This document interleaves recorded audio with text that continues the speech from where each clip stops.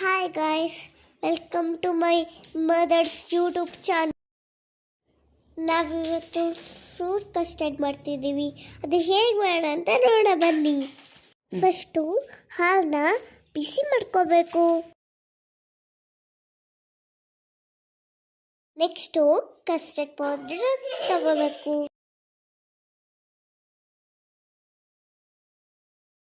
ಅದನ್ನ ಹಾಲಲ್ಲಿ ಮಿಕ್ಸ್ ಮಾಡಬೇಕು.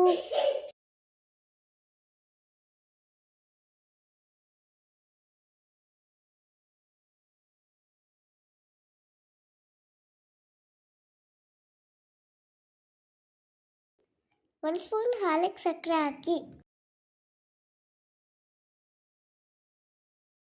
ಫೇವ್ರೆಟ್ ಫ್ರೂಟ್ಸ್ನೆಲ್ಲನೂ ಚಿಕ್ಕದಾಗಿ ಕಟ್ ಮಾಡ್ಕೋಬೇಕು. ಹಾಗೆ ಡ್ರೈ ಫ್ರೂಟ್ಸ್ನ ಕಟ್ ಮಾಡ್ಕೊಡಿ. ಕಸ್ಟರ್ಡ್ಗೆ ಫ್ರೂಟ್ಸು ಎಲ್ಲ ಮಿಕ್ಸ್ ಮಾಡ್ಕೊಳ್ಳಿ. 10 ಮಿನಿಟ್ಸು ಫ್ರಿಜ್ಜಲ್ಲಿಡಿ. ಕಸ್ಟರ್ಡು ರೆಡಿ ಆಯಿತು.